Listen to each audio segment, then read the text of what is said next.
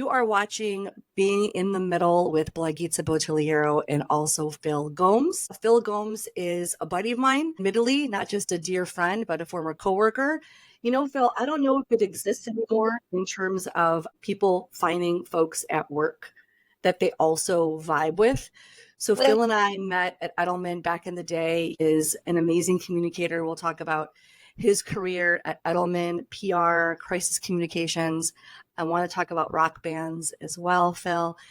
We're going to talk about cachaça. I teased about that at the beginning of our teaser info for the show. And today, what does Phil do? I always do this these days. What does somebody do? Because I think that's too much of a macro. He is the Chief Communications and Marketing Officer for a company called Block, and we'll walk through what Block is and what Block does. And without further ado, hi. Hello.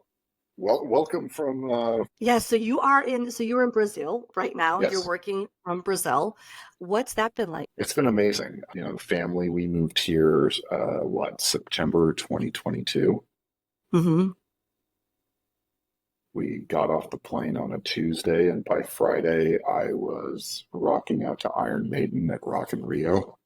So it was, it was quite a trip with a ton of luggage. And, we figured, my wife's from here originally, and we had been aggressive homeschoolers / unschoolers, actually since just before the pandemic. So between that and the job that allowed me to work from anywhere, we figured, what other time could we do it? And found a great living opportunity that's actually in the same building as her mom and grandparents. So we just kind of went for it. So yeah, no, it's been great, and it's kind of like the joke about, you could always tell the senior Secret Service agents from the junior ones when they say, you ask them, where's the White House? And the junior ones will dutifully tell you 1600 Pennsylvania Avenue. The senior ones will say it's wherever the president is. And where is Block's marketing organization headquartered? Well, it could be wherever I am. So usually through media like this, so on and so forth. No, it's been great, and we do miss Chicago, I'll admit, but so far so great.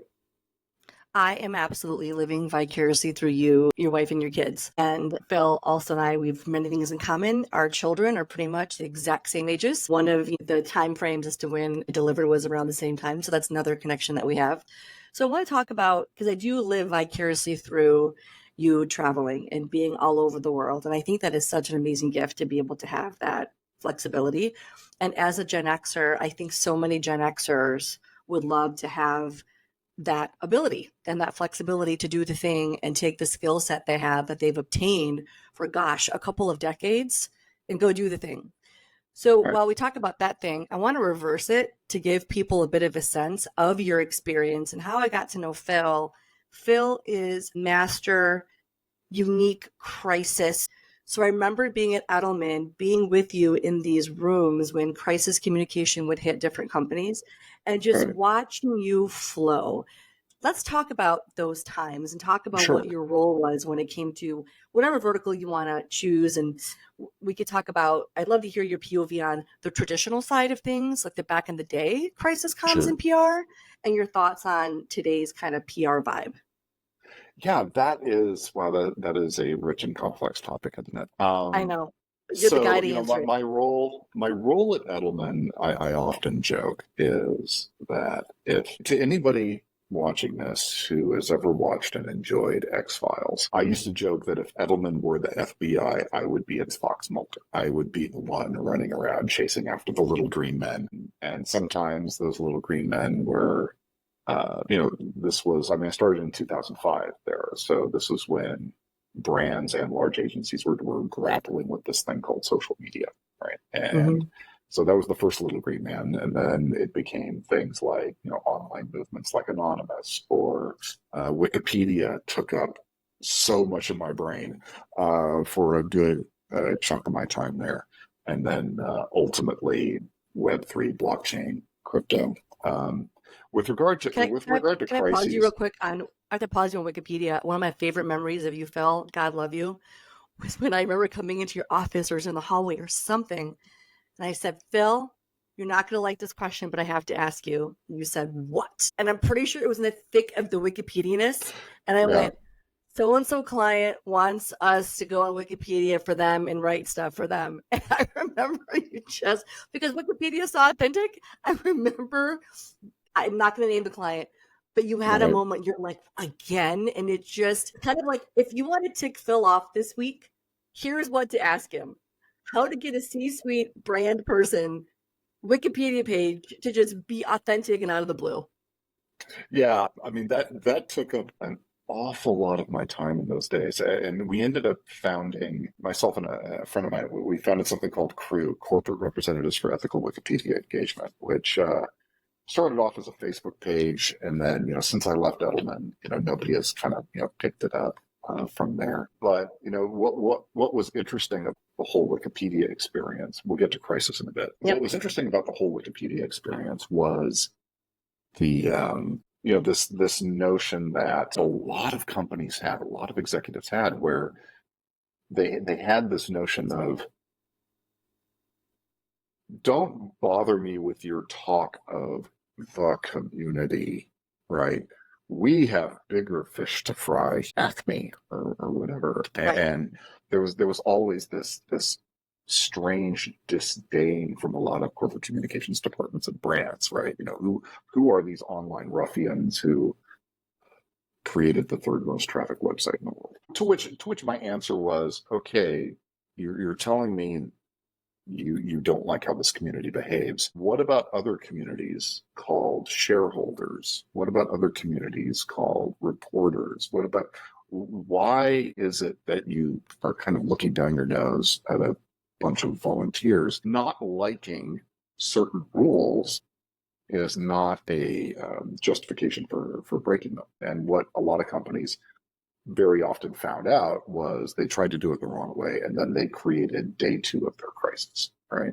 But I will say, I mean, I will point to some clients that absolutely did it right, that were intellectually honest about approaching Wikipedia and following counsel and doing it the right way. One of them was Kaiser Permanente, right? Mm-hmm. I mean, they full disclosure, they go in there, they go into the talk page, which you're supposed to do to discuss the entry. They supported it with facts. Bose absolutely did it the right way too. They're a somewhat controversial audio company, Mm-hmm. especially among audiophiles. And it actually wasn't a comms person; it was one of the lead engineers. Oh, wow. Was the person interacting with it. Probably my favorite case study, and I can't mention the person's name, but I get a phone call from somebody within the company, a senior vice president in our financial communications practice. And he goes, Phil, I've got a Wikipedia question. I'm like, okay, here it comes. He goes, no. He goes, hear me out. He goes, I'm willing to bet you've never talked to a billionaire before. And I go, 20 years into my I career, I was actually know. embarrassed to say that I didn't.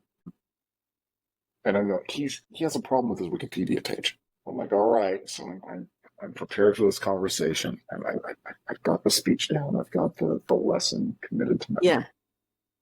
Sit down. And the guy starts with, okay, here's my problem. There is no possible way I am as cool as my Wikipedia entry says I Shut the front door. I was not prepared for this. I do not know the story. This is great.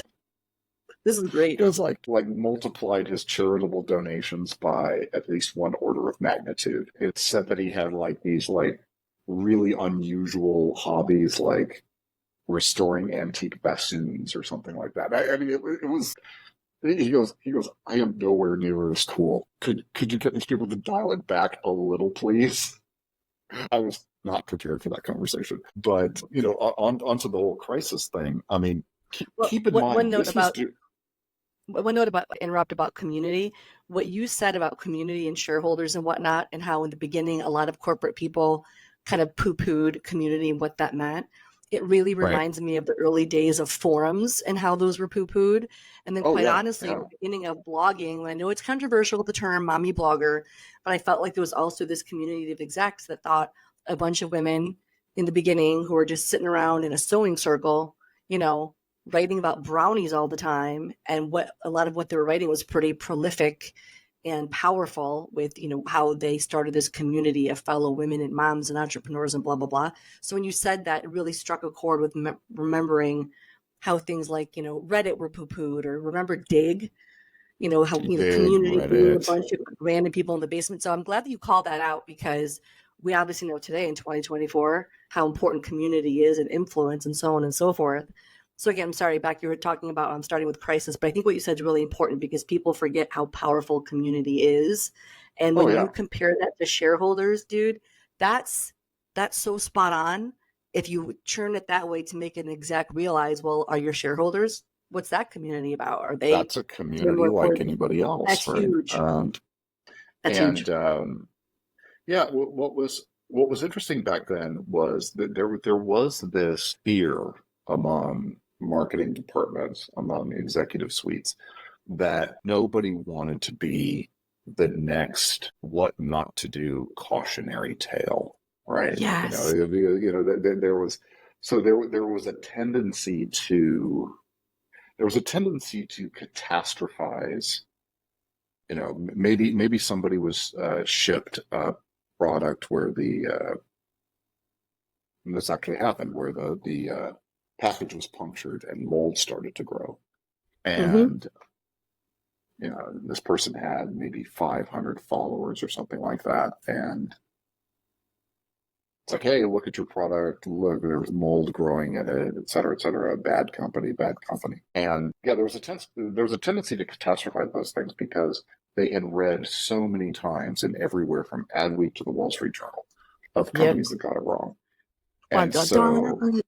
yeah, and so there was that very, very palpable anxiety around that topic. And what I started doing is, I just kind of drew a flow chart where it occurred to me as I started halo jumping into our crisis practice from the digital practice. It occurred to me that the way these things go wrong isn't about, I should say, the way these things go wrong is because too many communications and marketing departments don't have the gravitas to stand up to their executive suite when something happens online and that executive suite says something. And very often an affirmative answer to do something is the exact wrong thing you want to do. Your audience probably knows about the so-called Streisand effect, right? This notion of that if you call attention to something online that you want to get rid of, you're only going to increase the attention toward that thing, right? Mm-hmm. In an effort to get rid of it. And so, I started drawing this flowchart that basically said, okay, if it hits the shan, the number one thing to think about is the person who's making the noise. Do you have a relationship with that person? Has the organization already identified this person or this party as mattering to their business? Mm-hmm. Yes or no? If no, then the next step is, well, is the person otherwise influential? Right? Would this person move audiences, even though you haven't, really identified that person in your sphere? Right. Answer, no. Okay, so is velocity happening? Are people finding each other online and making it a bigger issue, making it a bigger issue, right? If Mm-hmm. the answer to those three questions are no, then shut up. Because if you say something, I'm 90% sure you're gonna do something reputation damaging. Just keep an eye on it. Again, a marketing organization has to have that gravitas to say, we're looking at it, we're working on it. It hasn't spilled over. We're still early enough where it can have to spill over. Our POV can be part of the story. But I mean, that was substantially 90% of what the work was counseling organizations as to how to look at this as a process, right? Because again, again, there was that anxiety. Everybody remembers United Breaks guitars, right? Everybody remembers that one where this musician was flying between gigs, and he looked outside the window and he noticed that the baggage handlers were tossing his guitar, and Yep. it broke, and it created a whole big hullabaloo. Everybody, nobody wanted to be that guy, and but that's what drove a lot of it. These days, I think people are a bit more mature about it. I think certainly the mainstream press and the trade press know a real crisis from just kind of an online kerfuffle. That's what I But was going to ask. then it was people didn't have their hand in it long enough. They didn't have the tools to understand how that might work. Do you think the difference today? Well, a couple things to build on that. Because another one that I remember was I was actually at home watching an award show. I think it was the Right. Oscars. Right. And that is when someone probably didn't log out of the app, or they didn't select the caret in the app that says manages the brand or manage this as my personal account. Right. And Right. Right. Right. somebody, Right. I believe it was one of the appliance brands.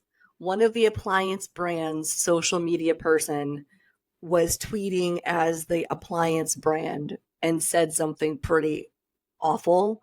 They Right. just Right. Right. probably got to change their profile. And I remember that was like a Right. story for a few weeks. So when you say fast forward to today, and it's interesting you say that because one would argue if they didn't work in crisis, PR, social, whatever, that there's a lot more platforms to keep track of, because before it was, Yeah. yep, Twitter. Now we have the TikToks and the Instagrams, and I'm saying plurals on purpose because I'm just joking, but I know it's not plural. But we have all these different platforms. Then you have WhatsApp. What do you Right. think is, you said, they're getting more savvy and more educated, but is it a combo of the C-suite executive more up to speed with knowing what is a kerfuffle versus a crisis? Because you do have, more junior folks starting in the industry and what have you. What do you think is that piece of helping someone realize, what, that TikTok video that hit isn't that big of a deal? Do you think the executives have come up in the ranks to understand?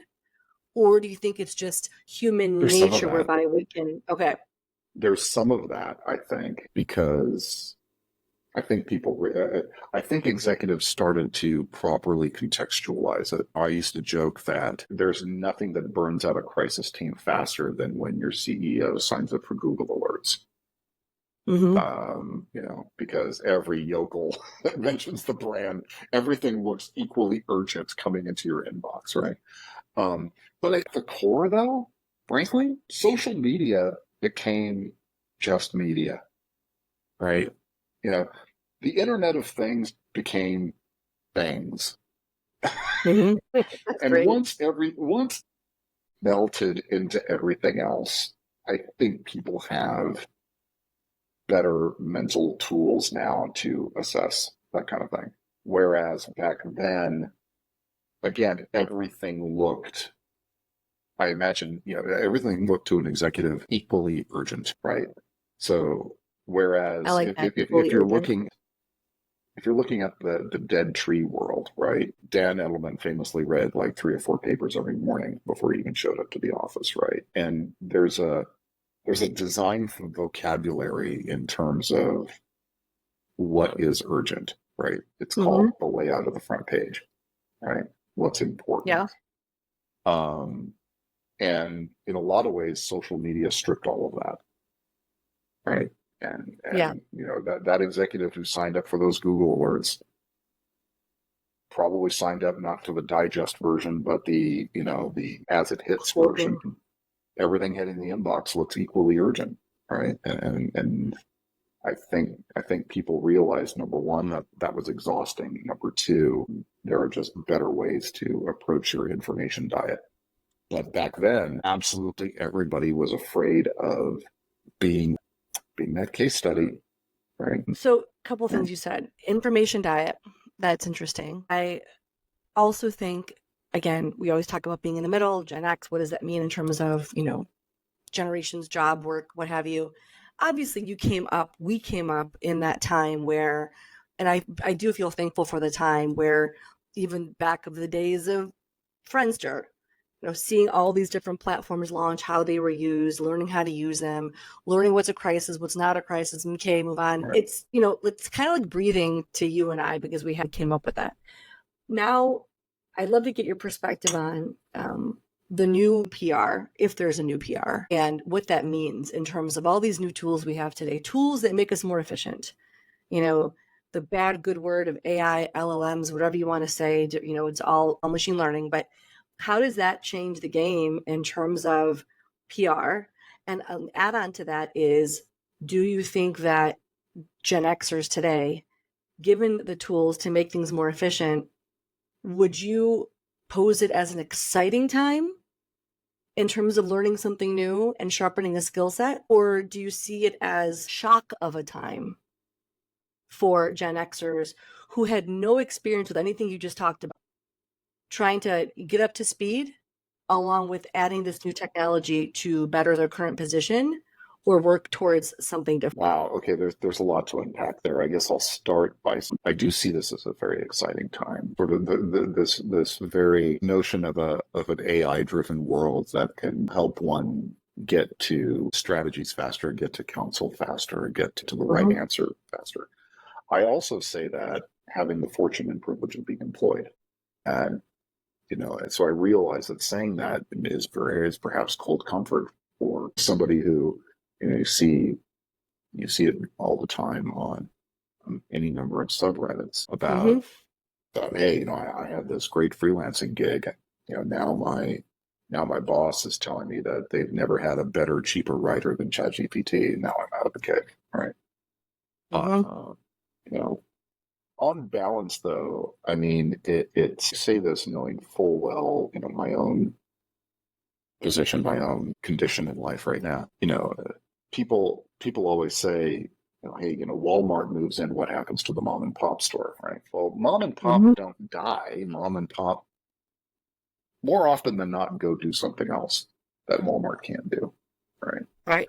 And I think we're seeing the same thing with AI, that there's this two things are happening. There's the shock to the working world that AI presents.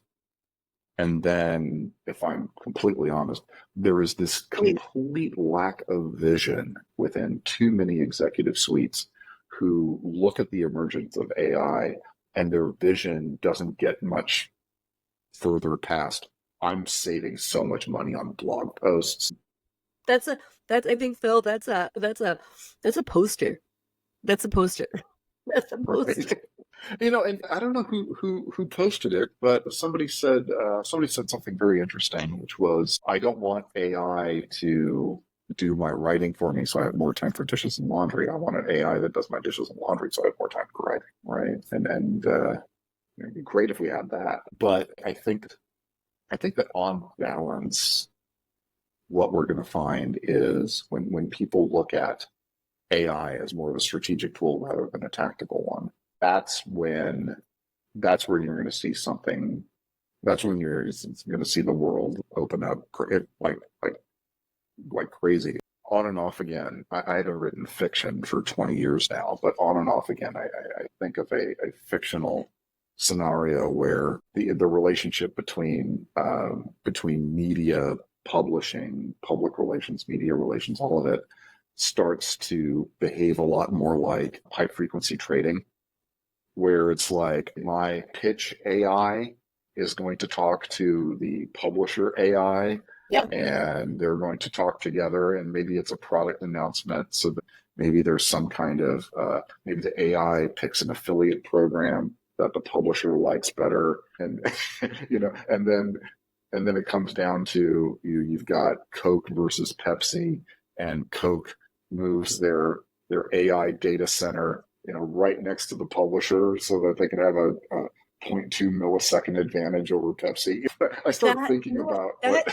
That sounds wild, but it's not, because it's very similar. What you described in a way is almost like programmatic advertising, because today programmatic advertising is pretty much a Jenga game of trade desk folks and whatnot. What inventory is available on the interwebs, and let's stick in this ad and let's put this in for this CPM, and bada bing, bada boom. What you just described is essentially, if someone's listening or watching now or later, it's an AI based type of matchmaker between I'm launching this new Le Creuset mug in this mint color. I want to Right. have a deal with, Food and Wine or whomever it may be. Which one's better? And then AI can decide, to your point, which program makes sense and have a pitch ready to Right. go. I'm like you. I think it's exciting because you do have to have that vision to open it up. And speaking of vision, I want to, chat a bit about your thoughts on things like blockchain and other items as well. But before I go Sure. there, I wanted to just ask you, because every chat I've been having, whether it's like, lengthy or not, if you were talking to a friend who was 45, my whole thing is folks 45 plus, I feel, can build new things, still do new things, because we have that mentality to do the thing, but we're also tired, taking care of kids, putting kids in college, also taking care of parents, worrying about our parents. It's a lot, but I Right. know that this generation has the capacity to do it. If you were talking to a 40-year-old, 45-year-old buddy of yours who lost his white collar gig in some capacity, marketing, creative, whatever it may be, what would you tell him or her in terms of what what to look at or what skill sets to obtain to help do the next thing, whether it was working solo and doing what Rashad Tabakawala was on a couple weeks ago, and he had this Right. great company of one in plugging and playing, or what can they do to find the company they want to work for in terms of what that work means to them? What would you say? What would you suggest? I would think that because you hear this a lot in education, right? Preparing, everybody talks about preparing kids for the things that AI will never be able to do very well, right? Yeah. Um, I would say, I mean, everybody says, learn new skills, go to Udemy, get this certification. And I think we are at a point where I think in the not too distant future, I think the workplace, what we know is the workplace, especially for a lot of white collar workers, a lot of knowledge workers, I think it's going to self assemble. I think that, the LinkedIn of the future is going to be something where uh, maybe a business leader, an entrepreneur, or whatever, goes to LinkedIn and just, DWIMifies a workforce. DWIM is an acronym. Do what I mean, right? It's a computing concept where it's like you Oh, just ask your interesting. computer something, and it's like just do what I mean, right? It usually starts saying that after like a 48-hour, Mountain Dew fueled debugging session. But I think it's going to be kind of what Rashad mentioned, but it's going to be something like, I want to do a product launch. It is for a deeply technical product. My audience are, semiconductor capital equipment manufacturers. It's a product that is AI driven. These kind of lenses, this kind of robotics. Go out, and then it's like, okay, it finds individual practitioners who are already determined to be compatible or likely to be compatible, Mm-hmm. and then just kind Mm-hmm. of creates the financial arrangement and then presents it to the entrepreneur and says, okay, this is your team, has all the right skill sets, and they're ready to start tomorrow, and Gosh, and, and I think that and I think that I think in terms of what everybody talks about, APIs, application programming interfaces, right? I would think about what is somebody's personal API to the world, right? You know oh, that Phil, that's so good. that's sort of like, okay, this is what I'm good at. This is my record. This is how I like to work. This is how I want to be approached. This is my brand of one, my company of one API to the world. And I think that's how eventually teams are going to assemble. And these are teams that aren't going to have like, significant real estate obligations, right? Which is, let's face it, the main thing that drives the return to office. I'm I telling mean, you, that right there, I think is fascinating. I think you should coin it. Your personal API. I'm telling you, like the personal API, I think is brilliant. I think that is even a better way. There's plug and play, but that personal API, because most, knowledge workers in some capacity know what an API is. If you know what Bill just, right, just described it, such a great way to visualize even things, even on your terms, if you can master what you want to master and have the ability to be found, I think that's really powerful. And I think that's super helpful too, to help someone kind of reposition who they are. And I think LinkedIn is great, but selfishly, I think there's more ways to brand a person or brand yourself portfolio wise, than LinkedIn. That's why Right, you guys right. should all take my course that I put together to make your own place on the web. And Speaking of place on the web, I want to switch gears because another reason why I'm so blessed to have friends and former colleagues like Phil in my life is being able to talk about a lot of interesting things that are just makes me so curious. And the next one, Phil and I had so many conversations about crypto and Yes. blockchain. And I wanted Phil on as well because he is one of, I've listened to Cal Canis and I've listened to Leo Laporte and all those guys, and I still do. But I love the way that you broke down blockchain, and also kind of what you're doing at Block right now and the idea of crypto. I thought of you the other day as I was preparing for this because I learned that, of course, if you're listening to this or watching this now, they already chose who the VP pick is going to be for Kamala Harris. But they were talking about the governor of Colorado and how I believe Colorado is the first state you can buy things vis-a-vis crypto. A lot of Oh, folks don't do it, but I thought that was interesting. So, Phil, let's start at the basics, semi sure. basics. If someone's listening or watching this, blockchain. Sure. The What way I is it? describe, the way I describe it is, as a marketer, as a communicator, as a citizen of the world, what would you do? How valuable would it be to you if Mm-hmm. there was a way to achieve a shared common version of digital truth? I'm not claiming absolute truth, just a shared version of Right, digital truth. right. So, for example, think about all the ways that multiple versions of digital truth confound daily life. So, for example, you buy a share of Microsoft on Yep. E-Trade Mm-hmm. and you get that comforting email that says, "Congratulations, you bought a share of Microsoft on E-Trade." No, you didn't. You entered into a binding contract that has set off 2 days worth of reconciliations between the broker, the clearinghouse, et cetera, your Yep. bank, and then 2 days later, now you have a share of Microsoft, right? Right. And that's because there are multiple versions of digital truth that need to be reconciled in this day and age. In my own experience, I had a car that had to go in for warranty repairs, and you would think that the answer to the question, do you need warranty repairs, is like a yes or a no. But between the dealership, the manufacturer, and a third party app, I got 3 different answers as to whether or not my car needed warranty repairs. Think about healthcare, for example. I had a doctor that I had been seeing in Chicago for several years. He left for another gig in another state. I got a new doctor. That doctor occupied the same office and the same floor, even sat at the same desk. Mm-hmm. And even that touched off a fork of the digital truth of my health records, to say Oh, God, yeah. nothing of any discrepancies between those records and that of my insurance company. Right. So we have grown to accept, even in 2024, we have grown to accept the idea that multiple versions of digital truth take time to reconcile, right? Whereas at the core of blockchain technology is you have a ledger that is arrived at by consensus, right? By the consensus of the participants. And it's Mm-hmm. open to anybody who wishes to inspect it. At the most basic level, that's how it works.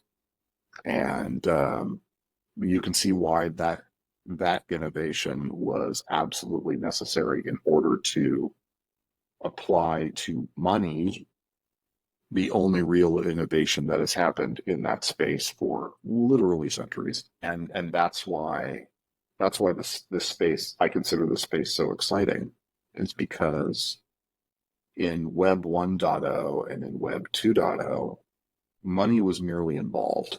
Venture capitalists splashed money all over the web vans and the pets.coms, and then later the Facebooks, and later the Facebooks and that sort of thing. And then some of them went public. Money was merely involved in Web 1.0 and Web 2.0. Now here comes Web 3.0, and now we're talking about money itself. That one little tweak to the narrative changes absolutely positively everything. And that's why this space has been so transformative. And now what's been really exciting to explore is take this notion of that single shared version of digital truth and apply it to AI. So I mean, that's one of the things that's really exciting about we at Block spun off a project called Hemi, available at hemi.xyz for those of you listening. That essentially, at the risk of oversimplification, makes it easier to access Bitcoin's security, which is an unbeatable level of security. And when you think about the questions we're going to have of AI, what were you trained on? What did you know, and when did you know it? When did ChatGPT become Skynet? When did Oh, Claude wow. become HAL 9000?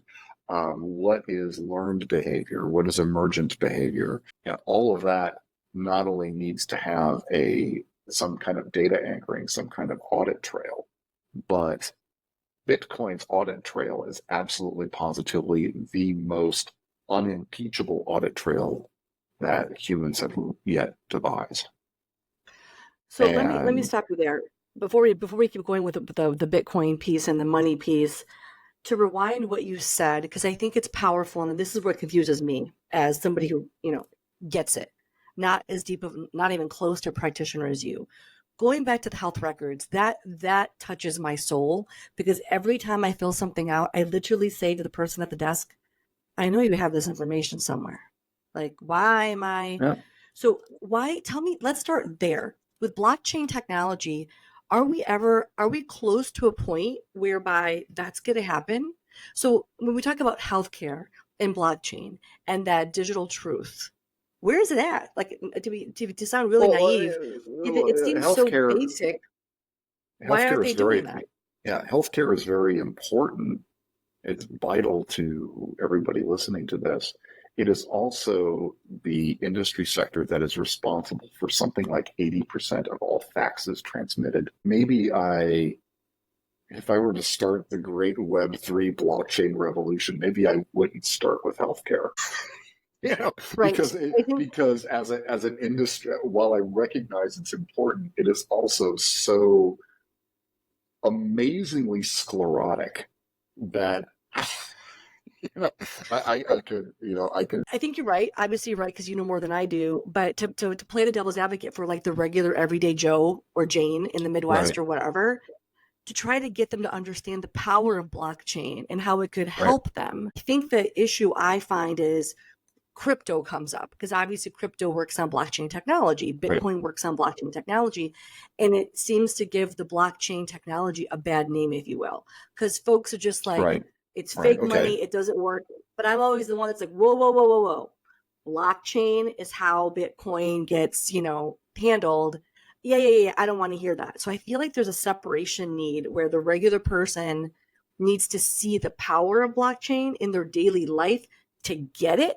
Because I think what's happening Right. with crypto, Bitcoin, and so on is giving it not so nice of a head I'll, start when it comes to. I'll, yeah, sorry, I didn't mean to speak over you. No, it's all good. I look at it slightly differently. During the Web 2 era, I think, I think you and I can agree that we knew that we were starting to be successful when social media as a category just kind of started to disappear. It just kind of Yes. started to be, it just started to become part of the plumbing. I could look at it as, gee, web, internet, pre-web internet, you know, um, wasn't it such an era of stone knives and bearskins when, when there wasn't that composability and interaction capability that Web 2 gave us, right? Right. Um, I think when our kids grow up, they're going to look at the internet like, isn't it kind of crazy that our parents like accepted a generally untrustworthy internet? Isn't that weird? Right? Isn't that strange Mm-hmm. that Yeah. they slogged through that for so long, right? And there's a we have a term in the crypto industry, maxis, means a maximalist. Somebody who's like really hard in on one coin or one crypto or one technology or another, and sees all the other ones as inferior. And I think that I think that overall maxis tend to look kind of askance at people who say, "I love blockchain, but I hate crypto." Right? You know. Yeah. Um, To which I say, again, I'm not here to prosecute that argument because I see both sides of it. But what I Okay. will say is to the every person, number one, if all somebody gets out of the discussion is, okay, what is blockchain technology? I can't make it more simple or simpler than it's a way to get at a consensus driven version of a shared, not absolute, but shared digital truth. When I it think comes that's to spot crypto on. itself, in particular, and Bitcoin in particular, I think that once people understand how money works and how we've simply grown to accept this idea that only a government can issue money and only government issued money is secured and worth anything. What people don't understand about the relationship to their bank, ask anybody, what does a bank do? 9 out of 10 times, people are going to say, well, they hold my money. They hold my money. And when I need it, I retrieve it. But they hold my money, right? And they insure it, And yeah, yeah, well, the FDIC does up to 250K, et right? cetera. Now, no, when you make a deposit in a bank, they give you an IOU. They take your dollar and they loan that $1 multiple times. That $1. Yeah. So they loan. So that's how they make money. And whereas in crypto, if somebody wants to do that, they at least have to be very, very honest, open, and transparent about their intention to do so. Right. Um, Yeah. right. So I think when people realize that, the stealth tax that is inflation, which disproportionately hits the middle class and the poor, when they recognize that the U.S. dollar is what exactly is it backed by really? It's not gold. It's the full faith and credit of the United States. But entry in a ledger, suddenly $1 trillion shows up out of nowhere. When people realize how money is, what the business of money is, particularly in terms of the government's engagement with that concept, then people start to understand that maybe something a lot like crypto makes sense. So with Bitcoin, for example, there will only ever 21 million Bitcoin. Whereas you can't say that of any government currency. They could debase it. They could, increase the supply to use it to pay off debts with cheaper dollars, things like that. I don't think people really understand how banking works and how inflation works. And I think if people understood those two things, then again, crypto starts to just make a lot more sense. And we're not going to answer right now why there's only Yeah. 21 million Bitcoin. That's something that y'all need to research and figure out. Part of your always be learning thing that I always say. Okay, so that's again, Phil. Again, why I want to have you on, A, to see your face, but also you have This face. really a great way of that awesome face. Phil used to have more hair, like more hair here too. The breakdown, because a couple of things stick out to me, the way my file cabinet brain memorizes things, remembers things. Digital truth is a big one. When you also mentioned the finite number of Bitcoin and where it is and how it exists, the agreements between when you just said the buck you put in, that buck is given and shared in whatnot, dispersed in different ways. Whereas with crypto, you have to give that permission. That's interesting. I want to talk about kind of the big elephant in my room because, I love my EVs and I love green tech and what have you, but I have my own concerns as I study, recycling and where things go and energy. Mm-hmm. We're not going to talk about, nuclear energy right now, but I'm really fascinated by nuclear energy. I'm just reading up on all the different developments for another time. Well, let's talk about mining and Yeah. energy. And what are your thoughts on that and where we get more and just it seems to be a rising problem that some people understand. Some folks might blow out of proportion. I'd love your POV on energy and crypto and mining. I think that number one, depending on what study you read, no energy intensive industry has embraced renewables faster than Bitcoin mining. Number one. Number two, I think a lot of people look at like the big number of, megawatts and kilowatts that Bitcoin mining takes. They make two assumptions. Number one, they assume that it's non-renewable and that it's fossil fuels or whatever. Mm-hmm. But number two, and most interestingly, they don't talk about the business needs of somebody who's in the business of providing and transmitting energy. If you want additional energy made available to other folks, what that company wants to know is what is the base level demand for energy that they can expect to sell, right? And it Okay. turns out that Bitcoin is very, very good at that. It's very, very good at supplying to an energy generator. Okay, we can guarantee you that these little toasters over here in this warehouse are going Uh-huh. to consume at minimum X number of megawatts 24 hours a day, right? That really Okay. helps for capacity planning for an energy provider.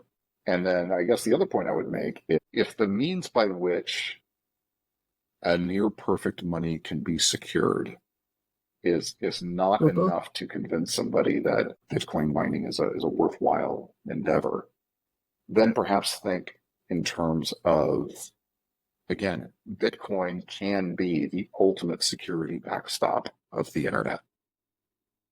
The Bitcoin network can. It has survived attacks from nation states. Maybe that's important enough, and that's absolutely where we're heading.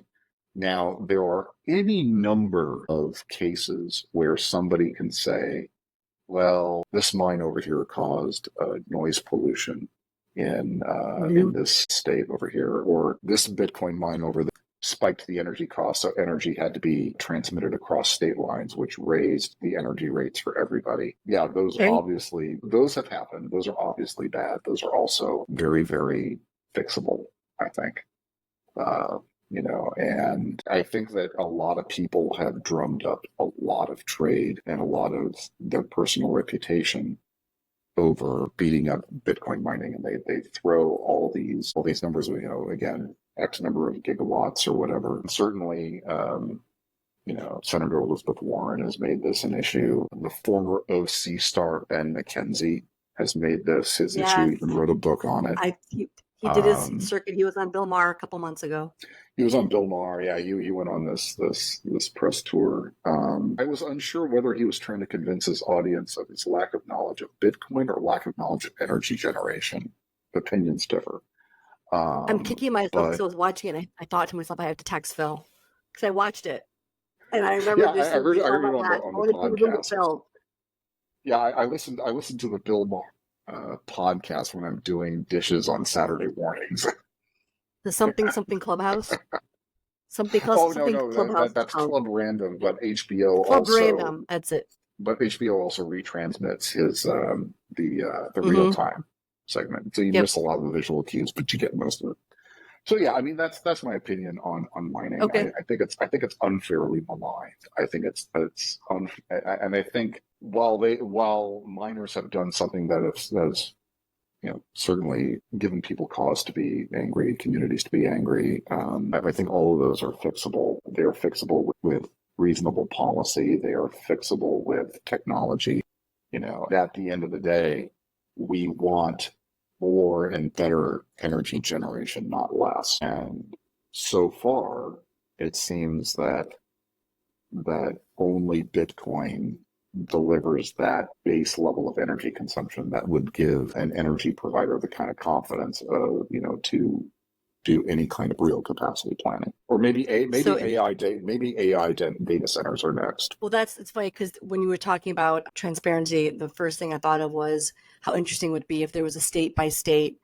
I mean, this may exist. I don't know if there was a state by state kind of transparency as to the state that might have mines. What's the energy suck, if you will, of that mine Right. hour by hour based on what's happening. I think that's interesting. If you insert AI, how do you make it more streamlined?